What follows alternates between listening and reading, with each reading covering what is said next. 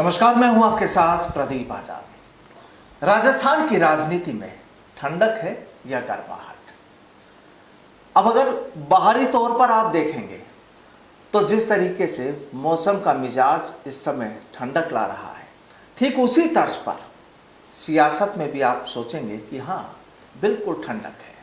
कहीं कोई मतभेद या कोई मनभेद नहीं, कहीं कोई उठापटक नहीं। लेकिन अगर इस सियासी पर्दे को हटा दिया जाए और इस पर्दे के पीछे देखेंगे तो अभी भी गर्मी है। वही गर्मी जिस तरीके से मई जून में जो मौसम का मिजाज रहता है, ठीक उसी तर्ज पर इस वक्त सियासत का अंदरूनी मिजाज चल रहा है। लेकिन कुछ लीडर्स को, राजस्थान के कुछ लीडर्स को अभी लगता है शायद किसी मौके का या यूं कहें वक्त का इंतजार है। अब हाल ही में कांग्रेस में नए राष्ट्रीय अध्यक्ष भी बन चुके हैं और कहा जा रहा है कि 26 तारीख को वो कुर्सी संभालेंगे, जिम्मेदारियां संभालेंगे, तमाम सारी चीजें हो चुकी हैं। चर्चाएं इस बात की भी है कि अब देश की कांग्रेस और राजस्थान की कांग्रेस की तस्वीर कैसी होगी जब उन्हें नए राष्ट्रीय अध्यक्ष मिल गए। बात करें अगर राजस्थान की सियासत की, तो राजस्थान की सियासत में अभी जो गेम चल रहा है, जो सियासी गेम जो चल रहा है, लगता है बरकरार है। क्योंकि यहां पर दो चीजें हैं। एक शख्स को इंतजार है अपनी नई जिम्मेदारी का, और एक शख्स की नजरें इस बात पर टिकी है कि कहीं ऐसा तो नहीं कि कुछ हाथ से फिसल जाए। दरअसल ये पूरा एक सियासी गेम है। आखिर क्या चल रहा है राजस्थान की राजनीति पर, और सीधे तौर पर अगर बात करें तो अशोक गहलोत और सचिन पायलट की जो राजनीतिक जो बिसात बिछी हुई है, उसमें क्या चल रहा है, इसी मुद्दे पर चर्चा होगी। और चर्चा के लिए आज हमारे साथ मौजूद हैं राष्ट्रीय महासचिव संगठन अखिल भारतीय गुर्जर महासभा के बच्चू सिंह बैसला। और बच्चू सिंह जी से हम जानेंगे कि आखिर गहलोत वर्सेज पायलट की जो कहानी है उसमें क्या ट्विस्ट आ रहे हैं, क्या लग रहा है, और आने वाले दिनों में किस तरह की तस्वीर हो सकती है। तो सीधा मुखातिब होते हैं बच्चू सिंह बैसला से। तो बच्चू सिंह जी, क्या लग रहा है कि राजस्थान में जो तमाम जो पॉलिटिकल जो रिएक्शन इस समय जो चल रहे हैं, माहौल जो चल रहे हैं, और सीधे तौर पर बात करें अशोक गहलोत वर्सेज सचिन पायलट की जो कहानी लिखी जा रही है, कितनी लंबी कहानी हो चुकी है, कितनी बाकी है, और सामाजिक रूप से और राजनीतिक रूप से क्या लगता है आपको? नमस्कार। पहले तो सभी फैक्ट ऑफ इंडिया के संवाददाता दर्शकों को मेरा नमस्कार। और सभी को ये है कि अभी राजनीति जो है, इसका बिल्कुल पटाक्षेप जिसको कहते हैं ना, वो तो प्रदीप भाई आपको भी पता है और हर बच्चों को पता है, ख़त्म नहीं हुआ है। अभी जिस तरह से एक कहावत कहते हैं कि तूफान से पहले की एक शांति है, वो स्थिति राजस्थान में अभी बिल्कुल पूरी तरह से, कोई एक नया बहुत बड़ा कुछ चेंजेज होने वाला है, लेकिन उससे पहले जिस तरह से एकदम शांति पकड़ी हुई है। दूसरा, हमारे प्रदेश के मुख्यमंत्री जी दमादम जो है उद्घाटनों करने में लगे हुए हैं कि कोई काम छूट ना जाए मेरा नाम लिखे बगैर। उन सब बातों से जनता आजकल, मैंने कहा, आम आदमी बहुत होशियार है। अब वो ज़माना नहीं है कि लोगों को समझने में देर लगती थी। आज हर आदमी, डिजिटल युग है, आधुनिक युग है, भारत है। 1 मिनट में हर चीज़ें डिस्क्लोज हो जाती हैं और सबको समझने में भी आती हैं, और वो चीज़ क्लियर हो रही है कि कुछ तो होना है। लेकिन उस होने से पहले की एक शांति नज़र आ रही है। जिस तरह आपने कहा कि एक ठंडक के रूप में जो नज़र आ रही है, मौसम में भी ठंडक आ रही है और राजनीति में भी ठंडक सी दिख रही है, लेकिन पर्दे के पीछे ठंडक नहीं है, ये सच्चाई है। इसको मैं बिल्कुल मानता हूँ और आप भी मानते हैं, और मैं भी इसके समर्थन में हूँ कि आप ये सच्चाई कह रहे हैं कि पर्दे के पीछे अभी भी राजनीति पल पल चल रही है। एक को लग रहा है कि मुझे जिम्मेदारी मिलने जा रही है और एक को लग रहा है मेरी जिम्मेदारी छिनने जा रही है। असल कहानी क्या मानते हैं? असल कहानी के लिए, क्योंकि असल कहानी तो देखो, ये कोई भी चीज़ राजनीति में स्थिर नहीं होती है और स्थायी नहीं होती है। राजनीति का पल पल का जैसे सेंसेक्स की तरह भाव बदलता है, वो कब क्या हो जाए कोई किसी को पता नहीं है। तो मैं भी कोई भवस्वेता नहीं इस बात को मैं कह सकता हूं, लेकिन कुछ हो रहा है ये पक्का है, और कुछ नया भी होने वाला है ये भी पक्का है।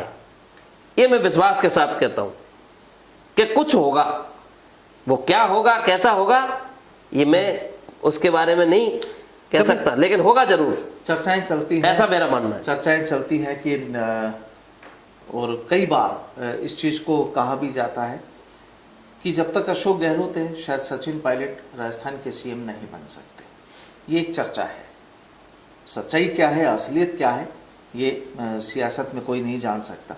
लेकिन क्या वाकई लगता है आपको कि ऐसा कुछ ये चीज सही है, ऐसा आप लोगों को क्या लगता है? नहीं, मुझे नहीं लगता ये बात बिल्कुल ऐसा कि ऐसा होगा तो ऐसा हो जाएगा, ऐसा कुछ नहीं है। ये सब बातें निरर्थक हैं, कपोल कल्पित हैं, इनमें कोई भी दम नहीं है इन बातों में कि कोई भी व्यक्ति इस दुनिया में बड़े से बड़ा व्यक्ति जो दुनिया में कहता है ना, अभिमान और बात कहते हैं ना कि कोई एक इकलौता मालिक होता है किसी व्यवस्था का, ऐसा कभी भी संभव नहीं है। हर इंसान का कोई ना कोई ऊपर उसके भी होता है, और जो पार्टियों के सिस्टम है, पार्टी के आला कमान है, जो भी किसी भी दल की बात ले लो, उसमें हर चीज का तोड़ होता है, और तोड़ वो रखने वाले लोगों को तोड़ पता है। और जब किसी चीज की बात छिड़ती है, बहस छिड़ती है, तो प्रदीप जी उसका रास्ता भी निकलता है वहीं से। जहां वो बात छिड़ती है, जंग छिड़ती है, रास्ता भी फिर वहीं से निकलता है, और रास्ता भी वहीं से बनता है जिस रास्ते पर आगे मंजिल पहुंचना है। तो अभी कोई रास्ता निकल रहा है, कुछ लग रहा है आपको? वो रास्ता जरूर निकलेगा, मुझे भरोसा है पूरा, और मैं कह रहा हूं कि रास्ता निकलने वाला है। लेकिन क्या निकलेगा, कैसे निकलेगा, वो तो भविष्य के वर्त में है, क्योंकि राजनीति में मैंने आपको कहा कि कुछ भी स्थायी नहीं है, किस पल क्या हो जाए। उस खुद व्यक्ति जो अपने आप को सोच के बैठा हो कि मैं तो सारे डिसीजन ही मेरे हाथ में है, उसको भी कई बार पता नहीं होता है कि क्या हो गया, क्योंकि राजनीति है ही ऐसा। अच्छा बच्चू सिंह जी, आप पूरे हिंदुस्तान घूमते हैं अपने सामाजिक कार्यक्रमों की वजह से, लोगों से मुलाकात भी होती है, और जाहिर सी बात है कि राजस्थान की सियासत की भी कई बार चर्चाएं होती होंगी। बिल्कुल होती। क्या लगता है कि राजस्थान से बाहर के जो आपके समाज के लोग हैं या दूसरे समाज के लोग हैं जी, एक जनरल एक रिएक्शन अगर हम जानना चाहें तो? जनरल रिएक्शन पूरे देश के अंदर, मुझे जैसा आपने कहा और बिल्कुल सटीक कहा कि मैं 24/7 वर्किंग में रहने वाला व्यक्ति हूँ, और ये सच्चाई है। और मुझे एक संगठन के महासचिव के नाते रहना भी चाहिए, और पूरे देश के राज्यों में मैं हिमाचल भी गया, अभी गुजरात भी गया, महाराष्ट्र भी गया, हरियाणा भी, दिल्ली, यूपी, सब जगह मेरा लगातार कंटिन्यू टूर चलता रहता है। और हाल ही में मैं गुजरात से आया। पूरे देश के अंदर एक ही विषय चल रहा है कि किसी भी व्यक्ति को संगठन सब कुछ देता है, चाहे वो समाज का हो, चाहे पार्टी का हो, चाहे किसी व्यवस्था का हो, लेकिन किसी व्यक्ति को उस पद को, इस व्यवस्था को पकड़ के नहीं बैठना चाहिए। कुछ बदलाव समय की मांग है, और समय की मांग बदलाव नहीं करोगे तो उसका नुकसान अंततोगत्वा उन्हीं को है। उनके जीवन के सारे रास्ते बंद हो जाते हैं, और उनके नहीं, उनके आने वाले भविष्य के रास्ते भी बंद हो जाते हैं अगर कोई व्यक्ति उस हठधर्मता पर किसी विषय को लेकर बैठ जाता तो। और पूरे देश में ये चर्चा का विषय है। कहीं ना कहीं जब मैं संगठन में जाता हूं तो जरूर ये बातें चलती हैं, अन्य लोगों से भी मिलते हैं, राजनीतिक लोगों से भी मिलते हैं, विभिन्न दलों के लोगों से भी मिलते हैं, क्योंकि मेरे संगठन में 36 कौम के अंदर, पूरे देश के अंदर, पूरे कम्युनिटी के हर दल में मेरा कम्युनिटी का व्यक्ति काम करता है। कोई सा ऐसा दल नहीं है जहां मेरी कम्युनिटी का व्यक्ति काम नहीं करता है। किसी राज्य में किसी दल में, किसी राज्य में किसी दल की तरफ झुकाव है, किसी राज्य में कहाँ है, वो सब चीजें चलती रहती हैं समय के अनुसार। समय कैसा चलता है और समाज के मुख्य मुद्दे के हिसाब से क्या फोकस रहता है, किस समय किसको सहयोग होने वाला है, तो वहां एक ही बात निकलती है कि कोई भी व्यक्ति अब उसको खींचने वाली लाइन पर चला रहा है, तो उस बात से हमारे माननीय मुख्यमंत्री जी का, गहलोत साहब का एक अच्छा रवैया नहीं है। ये मैं नहीं कह रहा हूं, ये मैं पब्लिक की ओपिनियन पूछ रहा हूं, क्योंकि आपने मुझे पब्लिक ओपिनियन पूछी है जी। और केवल गुर्जर समाज का ही नहीं, हिंदुस्तान की 36 कौम के व्यक्ति का हिंदुस्तान के किसी भी राज्य में बैठे व्यक्ति का ये सोचने का प्रश्न बन रहा है कि यार गहलोत साहब ऐसा कुर्सी से चिपक के क्यों बैठे हुए हैं, क्यों उनको इतना मोह हो रहा है। आगे वाली पीढ़ी को मौका दो ना। आप किसी को मौका दोगे तो कल को आपके बच्चे को भी कोई मौका देगा, और अगर आप किसी को मौका नहीं दोगे तो आने वाले भविष्य में आपके बेटे को कौन मौका देगा। आप क्या जिंदगी भर बैठे रहोगे यहीं इसी धरती पर?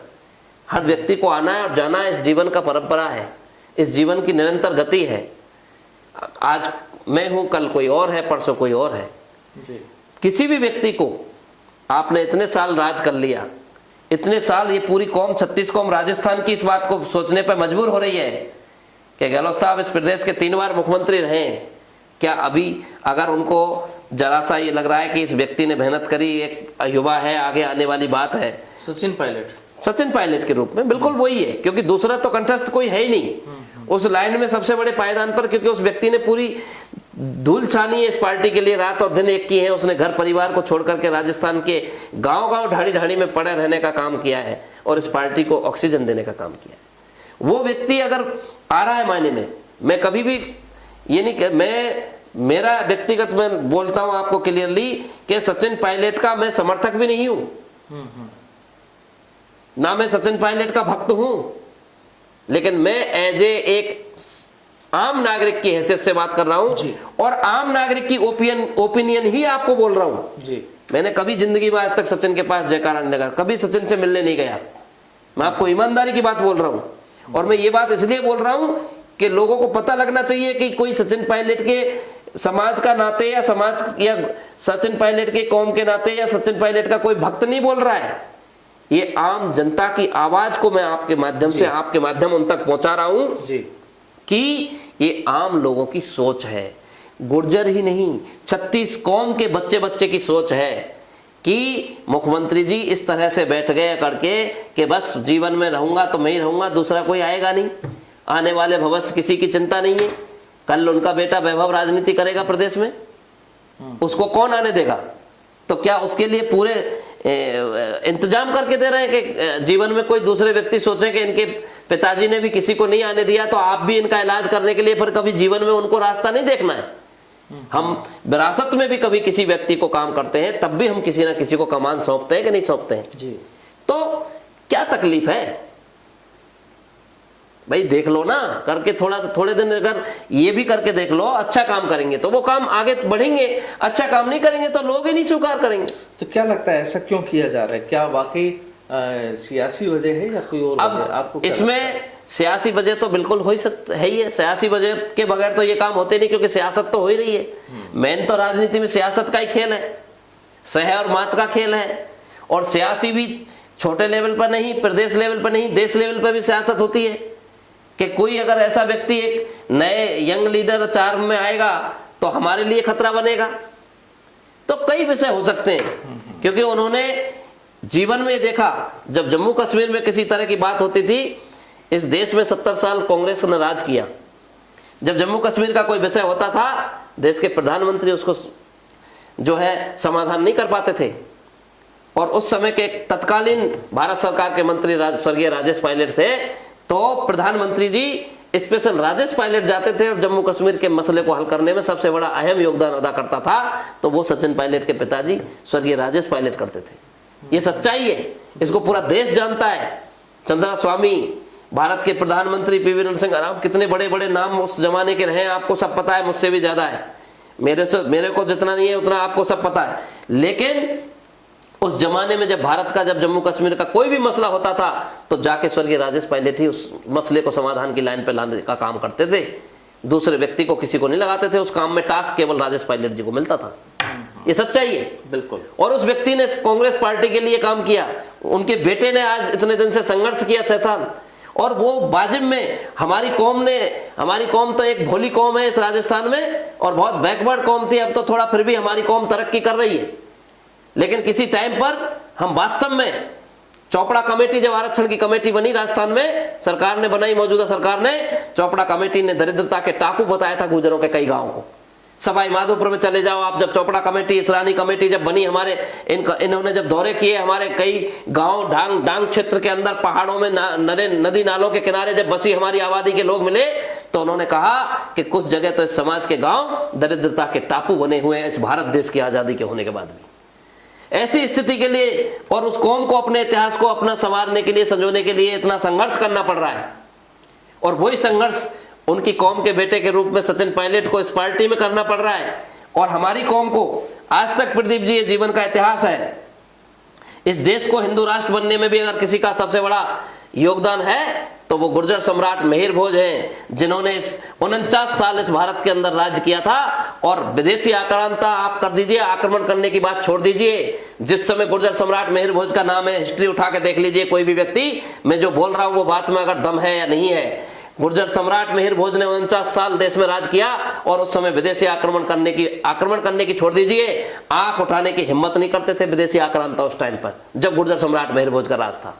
इस देश के लिए, इस कौम का स्वामी भक्ति और अगर देशभक्ति का कोई जज्बा किसी कौम के अंदर सबसे नंबर 1 के पायदान पर हंसते हंसते अपने बलिदान करने का काम किया है, चाहे जम्मू कश्मीर के आज भी आतंकियों से टकराते हुए हमारे आम गुजर मुसलमान के रूप में जो बकरवाल भाई जो हमारे आज रात दिन उनके शिकार होते हैं और सेना के साथ खड़े होकर उनका सहयोग करने का काम करते हैं, तो केवल गुजर बकरवाल करते हैं जम्मू कश्मीर में, जो देश के साथ खड़े, और उन्हीं के साथ खड़े होने से भारत की सरकार को भी ऑक्सीजन मिलती है कि भारत की सरकार कोई काम अपना नियम लागू करती है तो उसमें गुजर बकरवाल ही उनका सहयोग करता है।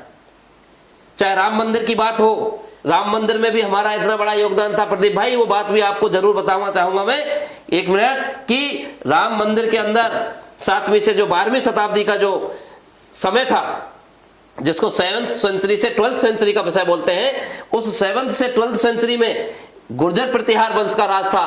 और ये मैं नहीं कहता, मेरी कौम नहीं कहती, ये इतिहास कहता है। और जो तत्कालीन मिस्टर खान साहब इसके डायरेक्टर हुआ करते थे पुरातत्व ASI डिपार्टमेंट के, जब उन्होंने सर्वे किया माननीय सुप्रीम कोर्ट जी के निर्णय पर, जब राम मंदिर का जब सर्वे करने के लिए टीम गई, तो वो डायरेक्टर की टीम ने जब वहां जाके सर्वे किया तो उसमें मिला कि ये जो वंश मिले थे ना राम मंदिर के, जिनके आधार पर माननीय सुप्रीम कोर्ट ने फैसला किया, राम मंदिर बनाने का निर्णय लिया, वो जो वंश थे, बोले वो किस राज्य में बनाए थे, तो उन्होंने साफ शब्दों में कहा था अपने बयान में बड़े बड़े देश के चैनलों पर कि ये 7वीं से 12वीं शताब्दी के बीच के वंश हैं, और ये उस समय गुर्जर प्रतिहार वंश के राजा थे, उन लोगों ने बनाए थे। और उन्हीं के वंश के आधार पर जो अंश मिले थे उसके अंदर, उस अंश के आधार पर ही माननीय जब ASI डिपार्टमेंट ने सुप्रीम कोर्ट में उसकी रिपोर्ट सबमिट की उन अंशों को लेकर के, तो सुप्रीम कोर्ट ने राम मंदिर बनाने का निर्णय लिया।